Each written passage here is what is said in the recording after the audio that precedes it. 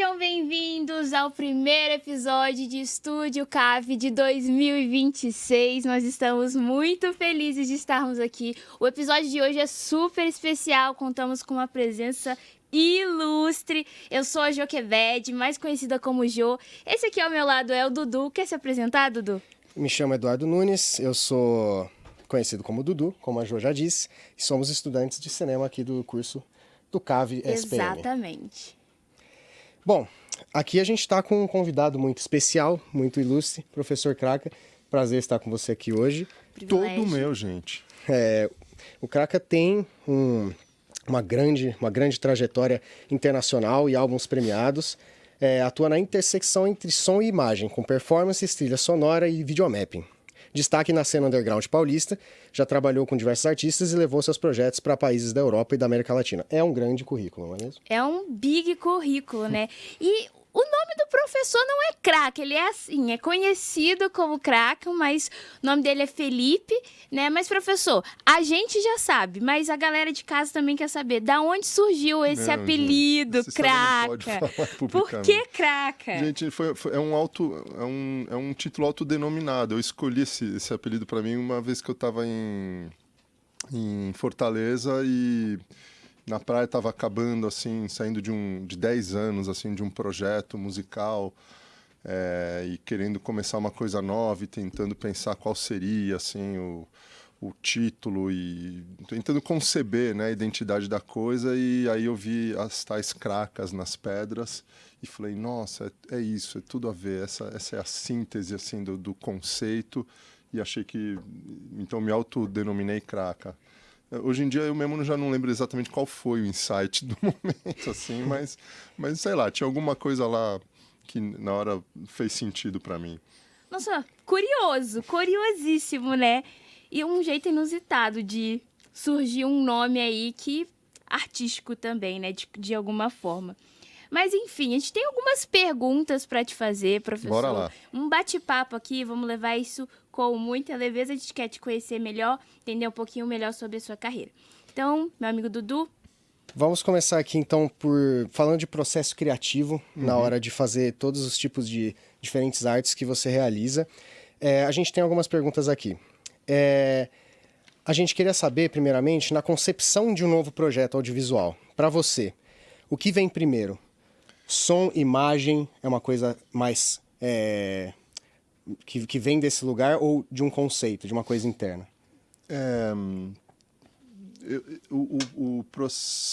Em geral, eu acho que as pessoas, os artistas, eles têm não exatamente uma ordem ou um processo criativo, mas estratégias para se desordenar e startar a partir disso algum tipo de processo criativo, né? Então eu não tenho uma receita, um jeito ou um tipo de tradição em que eu sempre começo desse jeito, né? Então os meus trabalhos vão muito... inclusive os trabalhos que são esses de som e imagem, que é muito a minha linguagem, juntar as duas coisas, eles muitas vezes eu começo com uma pequena ideia sonora, aí já fico com uma ideia de imagem, começo a produzir algum vídeo, aí esse vídeo já me conduz para uma próxima etapa naquela mesma música. Acaba rolando meio... Não é ao mesmo tempo, né? Mas um vai empurrando o outro. Uma coisa vai ajudando a outra a se desenvolver. E a possibilidade de estar trabalhando em mais de uma linguagem ao mesmo tempo, que não é comum aos artistas que são ou músicos, ou artistas visuais, ou performers, coisas específicas assim.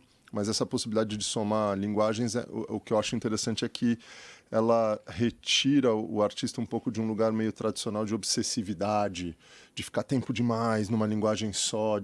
Então, esse revezamento, além de ser mais saudável como ser humano, ele também permite ter um relacionamento menos obsessivo e excessivamente focado na linguagem, que é muito bom, mas também é muito penoso para o artista, né? Me parece uma coisa que se relaciona bastante com a lógica da audiovisão, que você nos recomendou como livro? Olha, a questão é se vocês leram. A gente leu, eu li, pelo menos é um livro muito interessante e faz bastante sentido, como as duas artes, né, imagem e som, se relacionam diretamente, né, no processo criativo. Exatamente, a gente foi meio que educado pela natureza a entender que tudo que a gente vê faz som, ou que todo som que a gente ouve vem de algo que se move e que a gente pode provavelmente ver, né? Uhum. É isso. Nossa, muito, muito bom. Então, no final das contas, não existe uma regra, né? É algo que vai conversando, dialogando e, no final das contas, surge, né? Assim, a gente não tem regras ou não tem como é que fala, um processo específico. Tem macetes para a gente se submeter à situação de criação, a um estado de criação, né? Então, por exemplo, quem é músico tem muito uma coisa chamada improvisação, prática de improvisação. Então, fica lá fazendo barulhos aleatórios ou pega um instrumento que não sabe tocar direito, justamente para tentar fazer alguma coisa e algo novo surge. Daí, a partir desse algo novo, em geral, se você está bem treinado e amparado, você consegue dar continuidade a um processo de composição, né? Então eu gosto muito desse processo, desses truques dos processos criativos que são, na verdade, começar propondo um pouquinho de caos, um pouquinho de desorganização, porque, na verdade, a gente nunca quer compor exatamente aquilo que está na cabeça. Eu quero compor aquilo que ainda não está na minha cabeça. Sim. Né? E que, a partir de alguns estímulos, comece a surgir na minha cabeça e eu consiga decantar em algo no final, né? Entendi. Dessas áreas que você trabalha, seja no videomapping, no cinema, na produção musical, tem alguma que você acha que é a sua favorita, que você gosta muito de trabalhar em projetos novos? Assim, eu sou músico, né? E músico gosta de tocar, não tem jeito. Então, por mais que muitas vezes eu fico muito tempo dedicado a outras áreas, assim, aí começa... É mais difícil para mim ficar longe da música do que ficar longe da imagem, ou longe das artes visuais, que é uma área que eu atuo muito também, né? Então, no final, sempre estou me submetendo sei lá, a projetos, a ideias, a coisas com outros artistas, tal, prioritariamente para fazer música, né? A parte mais do visual, do instalativo, talvez, no meu caso, seja uma área que esteja a serviço da música, e não o contrário. No meu caso. Entendi. Né? Você pode nos dizer também quais serão as maiores diferenças entre um projeto que nasce de uma ideia sonora e um que nasce mais de uma ideia visual?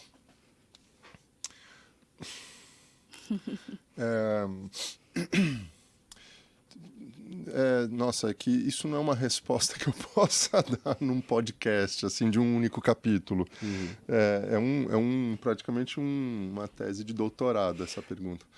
Mas, de fato, a gente pensa... Vamos pegar uma linguagem, o cinema, né?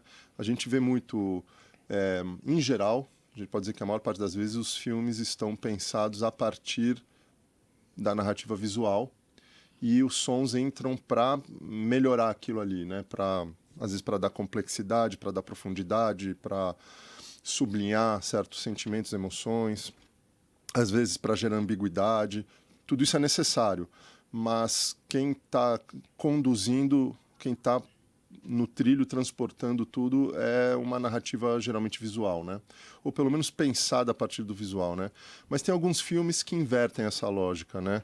E aí, claro, né, para 100% dos músicos que estudam audiovisual, se você perguntar, eles vão mencionar 2001, Odisseia no Espaço, que é um filme que o próprio Stanley Kubrick define como uma sinfonia visual. É um filme onde ele se submete a processos a partir da música, né? Recentemente também acabei de assistir aquele filme A Cronologia da Água, da Kristen Stewart, né? Que achei muito, muito, muito bom. E também é um filme, não sei se tem uma hierarquia entre som e imagem, mas em que o som ele é uma linguagem própria ali. Isso é muito forte, principalmente na experiência do cinema, porque realmente eles abusam lá do sistema surround, que é muito legal mesmo, a forma como alguns diretores estão estão sendo cada vez menos discretos na utilização do sistema imersivo das salas de cinema, né? A mesma coisa acontece com o Sirat, né? Que quem viu no cinema também percebeu que a trilha sonora quase que foge do filme, assim, né? Uma hora tem o filme lá na frente, a trilha sonora aqui atrás com a gente, assim, rolando, né? Então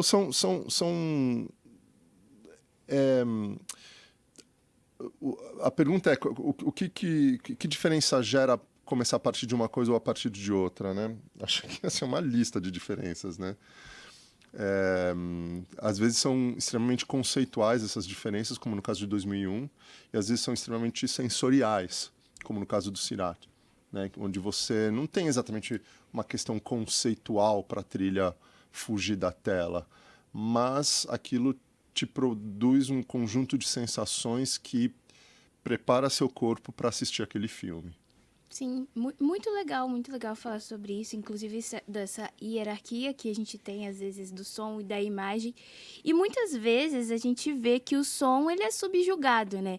E por que você acha que muitas pessoas, elas veem o som dessa forma, acaba subjugando ele, às vezes até como não importante, sendo que no final das contas a gente vê gêneros, por exemplo, de terror, né? Que sem o som não seria nada, que é o som que traz de fato vida, o medo e o sentimento. Por que você acha que isso acontece? Vamos falar do audiovisual, porque se for falar de tudo na vida não vai dar, mas Sim. No audiovisual, que é o que nos cabe aqui, eu acho que quando as pessoas... esse vício que há de não se dar devida atenção à parte sonora no audiovisual é uma mera questão de má formação, de desatenção da pessoa, do diretor, do profissional envolvido, né?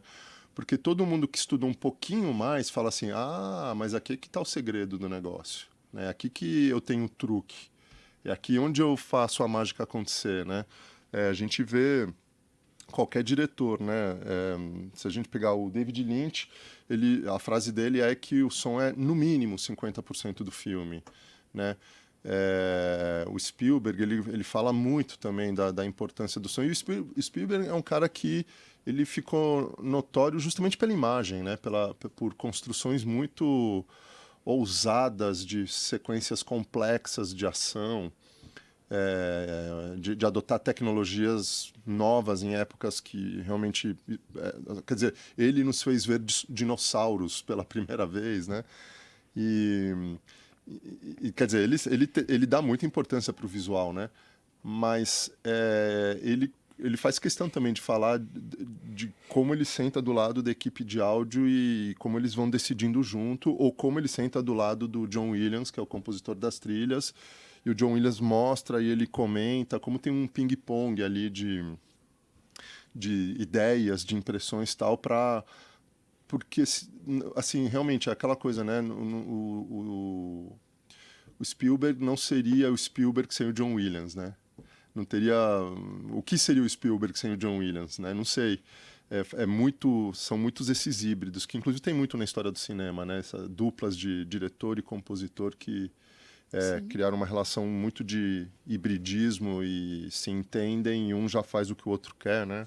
O Danny Elfman com o Tim Burton, o Hitchcock com o Bernard Herrmann, todos esses caras meio que se entenderam e não à toa são grandes nomes da história. Mas o problema é que o nome que fica é o cara da imagem. É o cara da imagem que... né? Mas tudo bem, é bom porque isso, eu fico cheio de piadas para contar por causa disso. Muito bom. Assim, a gente sabe que o mercado de som não é para todo mundo, né? Mas para você, como foi? Quando que você decidiu que você queria, né? A gente vê o seu currículo gigantesco, toda a sua carreira, sua trajetória. Quando que foi que iniciou essa trajetória? O ponto inicial que você falou, cara, é isso que eu quero fazer? E também mais uma coisa, o que você diria para pessoas que estão iniciando, querem de fato, não, eu quero som, eu estou aqui no audiovisual, mas eu quero a parte do som. Então, currículo grande é consequência de CPF baixo, né? Então, assim, aos 50 anos de idade, a gente espera que qualquer pessoa tenha um currículo grande mesmo, né? Então, esse é o ponto, né? Mas, de fato, assim, eu comecei a trabalhar talvez um pouco cedo, né, com som, com música. A minha formação é como música, logo de cara o que eu queria era ser músico, e logo de cara o que eu queria era trabalhar com produção musical, que é gravação, né? E aí tive a sorte de ter encontrado um cara lá que tinha um estúdio, que ele estava enrolado na vida, não sei o que, ele precisava de alguém que tocasse estúdio, me entregou a chave na mão assim e falou, fica aí, depois eu apareço aí. Nossa. E eu não sabia operar as coisas e comecei a ler livros assim e fui aprendendo meio no susto assim. Mas quase dormia no estúdio mesmo e então tive um processo assim muito mergulhado na produção musical, né? E claro, né? Assim, é um processo também apaixonado, né? Adoro, amo isso. Então, senão não dá para aguentar, porque não é bem pago, porque não é saudável, porque não é algo que exige muito da gente, né? Exige muito sacrifício, horas, horas e horas lá. Eu, sabe, ficava o dia inteiro no estúdio, abria a porta e falava, caramba, já está de noite. Nem vi o dia acontecer, assim, né? Então, enfim, esse apaixonamento é condição sine qua non, né? Tem que ter muito interesse na coisa mesmo, né? Tem uma coisa de que cada vez mais você não precisa ter formação musical para produzir música ou para produzir uma gravação ou para produzir áudio para um filme, e eu realmente acredito nisso. Você não precisa ser músico, né? Mas é tão útil ser músico para essas coisas. Então, já respondendo tipo a última pergunta, o que eu diria para a pessoa é assim, não deixa de estudar música também, porque na verdade facilita demais a vida, né? Não é que você precisa, senão você não vai conseguir ou vai fazer mal. Você vai fazer bem feito. Mas você vai fazer lento, você vai suar a camisa, você vai talvez fazer coisas muito parecidas aos outros. Ser músico implica não só em ter um domínio técnico da questão das notas, da harmonia, do ritmo, não sei o quê, que é muito útil, né? Mas significa ter também um desenvolvimento auditivo, uma atitude de escuta diferente, mais atenta, mais profunda do que a média das pessoas. Isso ajuda demais, né? Então, eu acho que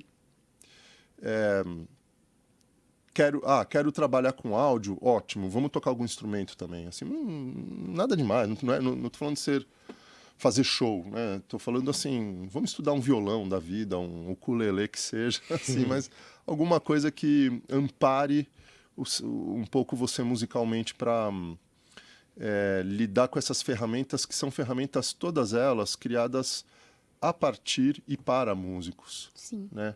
Então, elas estão feitas para quem pensa daquele jeito, né? Então, é difícil chegar pensando diferente com elas, né? Sim, então você acredita que para hoje estar nesse mercado precisa ter um diferencial, não o de mesmo? Na verdade, acho que quando você fala mercado e hoje, junta essas duas palavras na mesma frase, a gente colapsa, porque o que é o mercado hoje, em tempos de IA, né? Mercado é um termo que precisa ser repensado muito seriamente, e no caso da música e da produção musical, o mercado, se é que ele chegou a ser mercado, assim, né? Ele é muito precário, sempre foi muito precário o mercado de áudio no mundo todo, né? Fui descobrindo, né? Mas claro que no Brasil é muito mesmo, né? Então, sim, temos estúdios, sim, temos profissionais, mas é impressionante como toda essa estrutura, ela é sempre muito minorizada, ela é sempre muito menos sustentável do que se a gente for falar do mercado de filmagem, de produção, enfim, qualquer outra área, não sei. A gente tem um problema nosso aí, que cabe aos músicos e produtores de áudio sentarem e tentarem resolver, que é de que o nosso mercado não termina de se formar nunca. Então ele é muito pequeno, ele é muito viciado e ele se resolve com muito pouca gente. Aí falar para uma pessoa assim, não, vai lá, quer trabalhar com áudio, vai lá, que vai dar certo, assim, é quase sacanagem, assim, porque assim, vai passar fome sim, gente. É real. Você vai ter que se entregar demais para, a longo prazo, começar a ter retornos em torno disso, né? E, sem dúvida alguma, você vai ter que ter um processo de reciclagem continuado. Que isso acho que vale, hoje em dia passou a valer para todo mundo, né? Mas já valia para quem trabalhava com áudio. Assim, não adianta você manjar de áudio de 10 anos atrás. É o que está sendo feito e pensado hoje em dia, tanto esteticamente quanto tecnologicamente. Quais são as ferramentas, quais são os macetes, como é que está sendo feito. E enfim, para alguém que quer estar numa situação de mercado trabalhando, né, por exemplo, com captação de áudio para cinema, etc., uma coisa que não tem negociação é predisposição, né? Você tem que estar... Tô aqui. Vocês precisam? Tô disponível. É isso, né? Que a gente espera de alguém dessa área, né? Se fala, minha agenda, não sei, deixa eu ver se eu posso, assim, pronto, já tem uma fila de gente que também pode. Infelizmente, é meio selvagem isso e você tem que se organizar para ter uma disponibilidade para os jobs quando eles aparecem e tudo mais, né? Entendi. Falando um pouco do como o mercado é hoje em dia e como era quando você começou, você vê que tem muita diferença, assim? Hoje você acha que mudou muito? Então, ao contrário, tem pouca diferença. Esse é o problema, não evoluiu, entendeu? Podia evoluir para melhor ou para pior, e ele ficou meio igualzão, assim. Ou estabilizado, né? Essa é uma questão, né? Há 10, 15, 20 anos atrás, apesar de que, assim, eu tenho que ser honesto e falar que eu sempre trabalhei pouco diretamente, digamos assim, em set de filmagem, com a produção, né? O meu trabalho é meio de pós, né? Ou finalização de filmes, ou trilha sonora, tal, né? Mas o que eu vejo é que é isso, assim, na verdade, a grande mudança que houve, se vamos pegar 20 anos, os 20 últimos anos, é que as produtoras de trilha sonora fecharam para ir para a casa do dono da produtora. Então, o cara tinha um estúdio, era uma estrutura cara, que ele sustentava vários funcionários e tal, ele fechou isso daí porque não estava conseguindo pagar as contas, e aí ele vai para a casa dele, ele tem uma sala lá com um equipamento, e nessas salas, hoje em dia, a gente produz perfeitamente bem, não tem problema nenhum trabalhar dessa forma mais hoje em dia, e o cara vai fazer a trilha meio que desde a casa dele. O que, profissionalmente, mercadologicamente, é uma pena, mas tem um lado que é interessante, que é que a coisa passa a ser um pouco caseira, né? Ela passa a ser fermentada naturalmente, novamente, né? E sai de uma lógica de produção industrializada, fordista, tal. Então, temos ganhos e perdas aí, né? Entendi, muito bom, muito bom. Agora, falando um pouco sobre a sua participação no mercado, a gente tem Nula. a gente sabe que você tem uma participação no cenário underground, e a gente tem algumas dúvidas quanto ao dilema entre criatividade e tendências de mercado e da indústria cultural. Quando a gente fala de cenário underground, a gente está falando de uma música nichada normalmente e que não atende a essas tendências.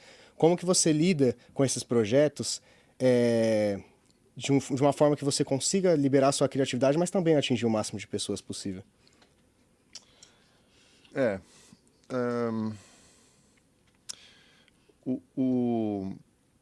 Musicalmente, né? Aí acho que eu tenho que responder talvez mais como um profissional músico do que como profissional da produção musical, do áudio e tal, né? Como músico, é isso, assim, não é que eu não goste da música mais comercial, adoro, né? Mas não aconteceu, nunca fui tanto tocar isso, ou sempre fui esquisito demais para fazer uma música que tem que ser um pouquinho mais enquadradada, né? Então, enfim, o caminho não foi sendo esse, o caminho foi sendo o caminho do esquisitão, né? Então, beleza. O interessante é entender que, no fundo, o esquisito sempre foi interessante e sempre teve mercado, né? Um mercado que a gente está chamando de underground, É um mercado que não é um mercado do senso comum, do mainstream mesmo, né? Mas nunca deixou de ter mercado. Inclusive, é um mercado que tem vantagens com relação ao mainstream. O mainstream ele pode ser bombástico, mas ele dura muito pouco, ele se recicla muito rápido, né? O mercado da esquisitice, ele tá lá. Ele continua, os caras continuam gostando daquelas coisas estranhas de 20 anos atrás. Né? Então tem uma coisa... Claro, tem também reciclagens, novidades que vão acontecendo, mas de alguma forma tem menos essa caldeira da indústria fazendo a coisa se reciclar porque eles precisam conquistar o público jovem, não sei o quê. Não, a gente é mais sossegados nesse sentido. Então, de alguma forma, é um processo muito lento, né? E de muitos anos, mas eu fui lentamente conseguindo construir uma situação em que, hoje em dia, se eu marco um show meu, né? Um show, porque eu toco também com muitas outras pessoas, tal, mas quando o show é meu, assim, do meu trabalho, que as pessoas falam, tá, show do Kraka, eu consigo encher a casa, né? Demorou muito, né? Foi muitos shows, assim, para meia dúzia que foram feitos, né? Mas essa construção ela tem uma consistência que, no final das contas, faz com que, aos 50 anos de idade, eu tenha visto passar sei lá quantos artistas super apontados como as grandes revelações, como a cereja do bolo do momento, assim, que evaporam no momento seguinte. Mas eu e uma galera que faz uma música que tem outras pretensões, não sei o quê, no final das contas seguimos fazendo. Não precisamos parar. Não fomos abandonados e caímos no ostracismo. A gente está trabalhando. Então, eu acho que é muito significativo que as pessoas saibam que que existe hoje em dia.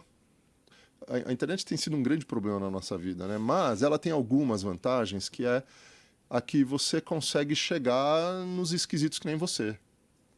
Assim, se você se mexer um pouco lá, você vai montar uma turma de estranhos que nem você. Então, fazendo esse trabalho aí, essa lição de casa, você vai dando uma fluência ao seu trabalho artístico.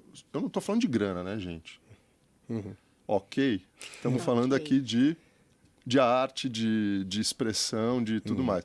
Para ganhar dinheiro fazendo música esquisita, aí já é outra pergunta que vocês vão ter que me fazer.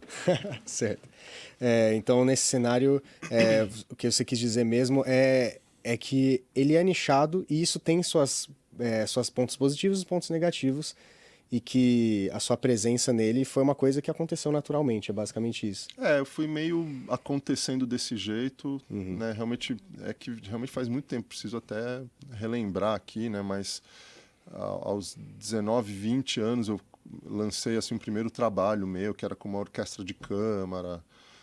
Já era uma coisa assim totalmente fora de qualquer proposta de mercado, né? Mas é isso, é possível, as pessoas vão ter interesse por isso, as pessoas gostam de coisas estranhas. Assim, o que está rolando mais famoso agora na internet nesse momento hoje, assim, se você entrar no meu feed, não sei de vocês, é aquela dupla chamada Angine de Poitrine. Vocês ouviram falar desses dois esquisitos, você ouviu, né? É um som...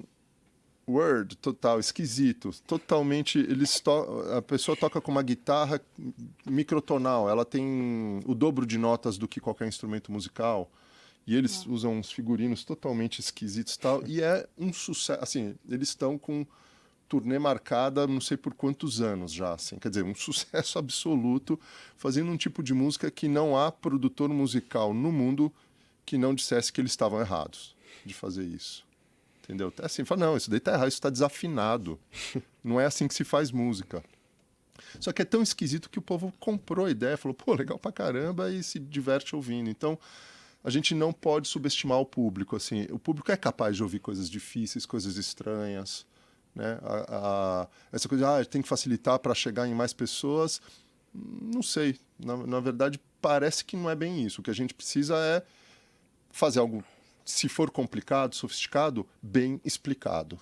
Né? Porque tem também aquela outra atitude meio arrogante do artista difícil, assim, faço tudo muito complexo, assim, porque eu sou assim, e quem quiser entender, que entenda. Bom, mas aí pouca gente vai entender.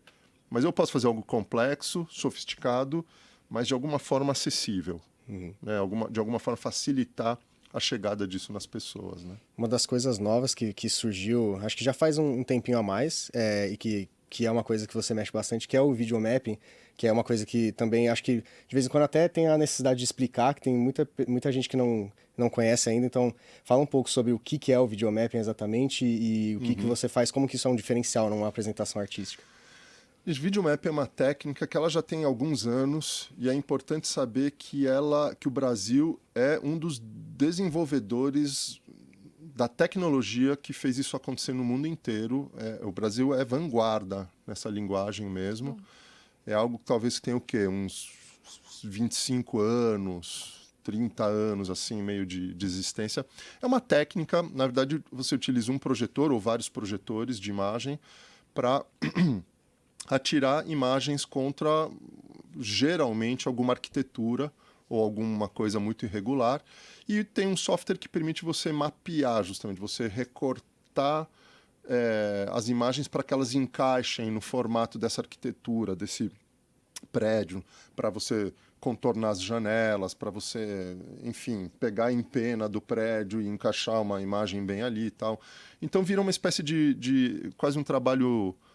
Essa é a parte gostosa do videomapping, né? Assim, é o trabalho de criança de recortar e colar. Assim. Você ficar recortando imagens e colando num prédio gigante. Então é super legal, é super interessante, é cheio de possibilidades narrativas muito interessantes, porque geralmente você faz isso num espaço urbano. E fazendo isso em espaço urbano, você está necessariamente em diálogo político com a cidade, com certas questões. Então há muita conversa de ordem política mesmo envolvida nisso, né? No meu caso, eu me apropriei dessa linguagem pensando muito em ilustrar a música, né? Não ilustrar e explicar a música, em gerar imagens para a minha música, para fazer apresentações musicais em que a arquitetura do local onde eu estou fazendo o show tivesse viva, se movimentando de acordo com a música. O que, por outro lado, também me ajudou a abandonar um pouco os palcos convencionais e ir para lugares menos convencionais, como lugares em ruínas, né? Espaços totalmente... O último show grande que eu fiz assim com o videomap foi lá na Vila Itororó, que é uma ruína que pouca gente sabe que existe aqui no centro de São Paulo. Um lugar bem grande, totalmente arruinado, onde a gente pegou um pedaço desse local e fez uma projeção muito grande, onde eu estava junto com outros músicos tocando, onde tínhamos uma cantora iraniana participando também, e onde tudo isso vira um grande espetáculo de som e imagem em sincronismo, né? É legal porque temos um exemplo de um projeto audiovisual onde a imagem está à mercê do som. A serviço que é o que a do gente som está total, falando. nesse caso Não é? Muito bom. Aí vocês vão ter que me engolir. Muito bom. E, assim, professor, você imaginava antes, quando você iniciou, ou quando, assim, você já estava ali, metade da sua carreira, que você teria a sua carreira teria essa proporção que ela tem hoje, que você viveria tudo Exatamente isso que você que proporção você está falando? uma carreira internacional, conhecido por tantas pessoas, como você citou aí. Hoje você consegue encher um salão de pessoas para te ouvir. Você imaginou que isso aconteceria? Não sei se em algum momento eu parei para prospectar como seria. Sempre tive um desejo muito grande de tocar muito, de ter agenda de show, assim, de volta e meia estar tocando, porque é muito bom essa coisa de estar no palco fazendo apresentação, né? Sim. Seja do meu trabalho ou com os artistas que eu toco junto, tal. E eu até tenho que dizer que eu gostaria que fosse mais até. Então não sei se é tão assim, né? Mas sim, é muito surpreendente, né? Que um artista não famoso, esquisito, de um país de terceiro mundo, etc., consiga ter ido várias vezes para a Europa, fazer turnês ali, enfim, todas essas coisas, né, que acontecem é muito surpreendente. Mas também é surpreendente, mas não é assim, não vou dizer assim, é um grande feito, porque aí o fato de sermos brasileiros nos fortalece, porque a música brasileira é muito querida mesmo no mundo e os artistas brasileiros são muito bem vistos no mundo. Então, quando fui tocar em Paris, a gente foi convidados por um produtor lá local que já conhecia, que toda hora levava artistas brasileiros, né? Então, já existe esse trânsito, né? Isso é muito da música brasileira, né? Ela transita muito mundialmente. Sim. Mesmo. Então, fico feliz de ter conseguido entrar nesse trânsito, mas não acho que tenha sido assim, eu consegui isso sozinho. Aí não, acho que aí eu consegui isso porque o Brasil é musicalmente realmente uma potência criativa. Né? É um legado que eu posso lançar a mão aqui. Sim. Uma última pergunta que eu tenho aqui sobre projetos pessoais. Desculpa te interromper, Jô. Você tem mais uma? Imagina, eu queria só mais, Por favor, só fala mais aí. uma pergunta. Manda uma. Você falou sobre isso, mas então, aonde que você, por exemplo, se projeta daqui 20 anos? Hoje, aos seus 50 anos, onde você se projeta daqui 20 anos da sua carreira? Daqui a 20 anos eu terei 70. Isso. É difícil, se eu tiver bem de saúde, já tá show de bola, assim. Mas, não sei, eu não tenho vontade de estar longe de onde eu estou. Quer dizer, talvez eu não queira estar dando aula, mas eu gosto do ambiente da aula, de estar com alunos e tudo mais, né? Mas talvez o que eu queria era estar tendo mais agenda de apresentações, mais agenda de shows, mais apresentações dos meus trabalhos como artista visual. Não quero estar num lugar diferente deste, apenas quero estar mais ocupado. Entendi. Talvez. Entendi. Muito bom. Ainda sobre a sua carreira, eu queria fazer uma pergunta sobre um projeto seu e de mais duas pessoas que eu tive a honra de ver no Bourbon Street Club, num show que vocês fizeram aí no mês passado, que é o Ocalibong Trio. Isso. E eu queria saber um pouco mais sobre esse projeto, como você conheceu as outras duas pessoas que você toca junto e o que ele é exatamente para você. Olha, o Ocalibong virou a minha banda, assim, né? A minha banda de menino, né? Uma coisa que todo mundo tem na adolescência, monta uma banda de meninos e eu nunca tive, né? E então, de repente, é engraçado isso, essa altura do campeonato está nesse lugar, né? Mas é um trio onde tem o Rafael Franco, que toca didgeridoo, que é aquele instrumento que é um tronco de madeira escavado. É um instrumento tradicional da Austrália. E temos o Ejuko, que é um rapaz que veio de Uganda morar aqui no Brasil. Na verdade, ele começou a namorar com uma brasileira, tal. A brasileira trabalhava em vários países, não sei o quê. Aí eles vieram para o Brasil visitar a família e teve a pandemia e aí não saíram mais daqui, ficaram aqui até agora. E o Ejuko é cantor e percussionista, né? E, enfim, eu conheci o Rafa, ele falou, vamos fazer uns sons, eu toco didgeridoo, eu falei, vamos, peguei a guitarra, a gente ficou tocando, legal. Aí ele falou, tem um percussionista aí, vamos falar com ele. Aí a gente se reuniu e começou a fazer o que os músicos fazem quando se reúnem, que é improvisar. Fazer aleatório, assim, um pouco de música, e deu match. Assim, rolou, falou, olha, legal, aqui, se a gente trabalhar, dá para ir para frente, né? E foi o que aconteceu, a gente ficou ensaiando, compondo muito... todas as nossas músicas são coletivas, né? Isso é muito legal, né? Não tem música minha, música do Ejuko, não, é dos três, sempre, né? E a gente acabou, uma hora tem tanta música que já podia fazer show e o show virou... digamos assim, ele se desenvolveu, virou um disco e atualmente é praticamente o trabalho que eu mais toco, assim, que eu tenho mais frequência de tocar, porque é um trabalho É muito mais fácil do que fazer um videomapping. Né? A gente toca em qualquer lugar, em lugar pequeno, lugar grande, em festival, em bar. É muito portátil, assim. E a gente faz esse híbrido de música africana com música brasileira, com música latina, que até confesso que eu não imaginava, mas as pessoas gostam muito, assim, né? Eu fico vendo que, sempre achando, a gente tá tocando, falando assim, isso aqui não tá bom, assim, né? Enquanto a gente tá tocando, fico consertando o arranjo na cabeça, assim, e vejo que, na verdade, as pessoas estão achando ótimo, assim. Eu fico engraçado, né? Eu acho que eu não ouço esse som do jeito que as pessoas ouvem mesmo, né? Mas é isso, é um projeto super gostoso, assim, de ouvir, de fazer, né, de tocar, e que tem esse lado muito legal que ele realmente é uma banda, né? Uhum. Porque eu sempre fui muito, ou o meu trabalho autoral, ou o trabalho autoral de alguém que eu estou acompanhando ou produzindo. Como produtor. Né? Sempre temos essa figura do autor, né? Aqui não, é uma banda mesmo.